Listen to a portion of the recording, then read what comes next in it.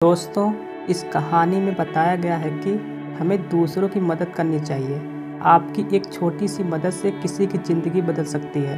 तो चलिए दोस्तों, लेट न करते हुए कहानी शुरू करते हैं। हर रोज़ की तरह सेठ जी स्कूटर पर सवार होकर सुबह सुबह ऑफिस जा रहे थे।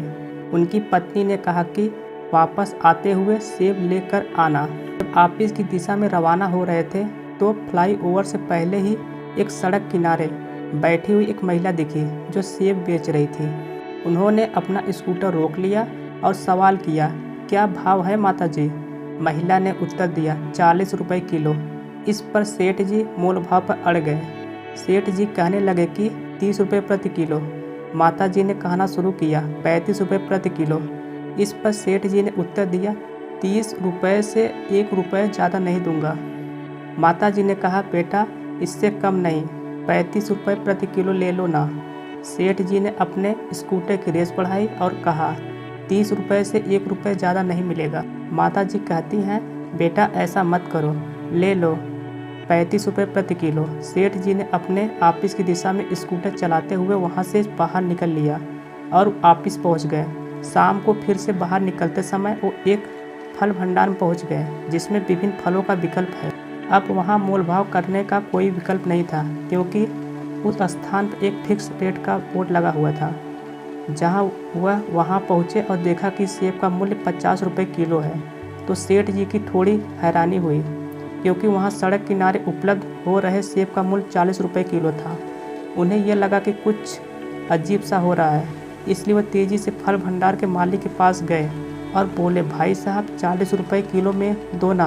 फल भंडार के मालिक ने हंसते हुए कहा, भाई साहब यहाँ सब फिक्स रेट में मिलता है, आप यहाँ पर मोल भाव नहीं कर सकते।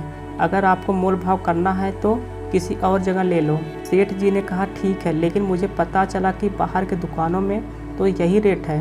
फल भंडार के मालिक ने कहा, भाई साहब यहाँ तो वह नहीं है, कृपया आप एक बार जो पीछे बोर्ड पर लिखा है उसे पढ़ लें कि मोल भाव करके हमें शर्मिंदा न करें। सेठ जी शर्म से वहाँ से निकल गए, उम्मीद में कि फ्लाईओवर के नीचे किनारे पर जो महिला बैठी थी वो शायद अब भी वहीं होगी और वहाँ से सेब खरीदने का विचार किया जा सकता है।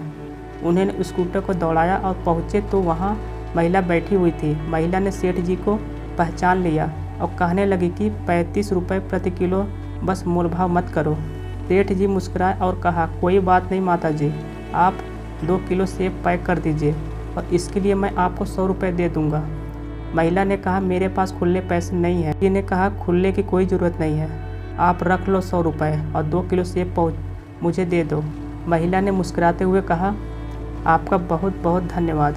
सेठ जी ने कहा कि मैं अभी अभी एक बड़ी दुकान में देख कर आया हूँ, वहाँ पर भी सेब 50 रुपये किलो ही मिलते हैं, तो वहाँ से लेने से अच्छा है कि मैं आपके यहाँ से ले लूँ। माता जी की आंखों में आंसू आ गए। उन्होंने कहा, मैं कैसे बताऊँ, हमारी स्थिति इतनी कठिन हो गई है कि सड़क किनारे फल बेचने में मजबूर हूँ। मेरे पति की मृत्यु हो गई थी और वे बीमार थे, कर्जा भी बढ़ गया और हम सबसे सहारा मांगते रहे। इसी कष्ट से बाहर निकलने के लिए मुझे सड़क किनारे ये फल बेचने पर पड़ रहे हैं। ये एक आशा है कि कोई इसे खरीद लेगा, लेकिन कोई खरीदता ही नहीं। इस पर सेठ जी ने कहा, इस तरह की बातें मत करो, मैं कल सुबह फिर आऊँगा और कुछ और पैसे लेकर तुम्हारे पास आऊँगा। घर पहुँचकर सेठ जी ने अपनी पत्नी को 2 किलो सेब दे दिए और उनसे कहा, मुझे 500 रुपये का एक नोट लाकर दो, कल किसी की मदद करनी है। मैडम ने पूछा, क्या हुआ, और सेठ जी ने उन्हें पूरी कहानी सुनाई। उन्होंने कहा, हम पता नहीं क्यों मोल भाव करते हैं। सड़क किनारे जो सामान बेचते हैं उन लोगों से जो अपनी मेहनत से जी रहे हैं और लाचार होते हैं, हमें उनकी मदद करनी चाहिए। इस तरह की कठिनाइयों में लाचार होने के बावजूद वे अपनी जीवन शैली को बनाए रख रहे हैं और हम उनसे भी मोल भाव कर रहे होते हैं, जबकि बड़े बड़े शोरूम में जाते हैं और पैसे दे के आ जाते हैं। अगले दिन सेठ जी ने माता जी के पास पहुंचकर 500 का नोट दिया और कहा, माता जी आप अब कर्जा चुकाना शुरू करें और फल लाना शुरू करें मंडी से। माता जी ने कहा, बेटा तुम्हारे 500 रुपये का कर्जा मैं कैसे चुकाऊंगी? सेठ जी ने कहा, चिंता मत करो, मैं आपसे फल खरीदता रहूँगा।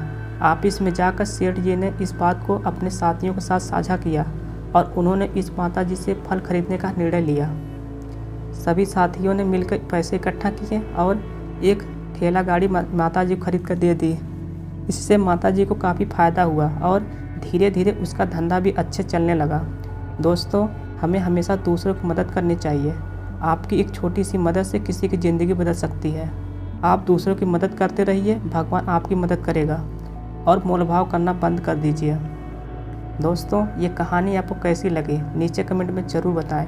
यदि आपको ये कहानी पसंद आई हो, एक लाइक, यदि आप चैनल पर नए हो चैनल को ज़रूर सब्सक्राइब करें, जिससे नए वीडियो जो डेली अपलोड किए जाते हैं उसका नोटिफिकेशन पहले आपको मिले। आज के लिए इतना ही दोस्तों, मिलते हैं कल एक इंटरेस्टिंग वीडियो के साथ। धन्यवाद दोस्तों।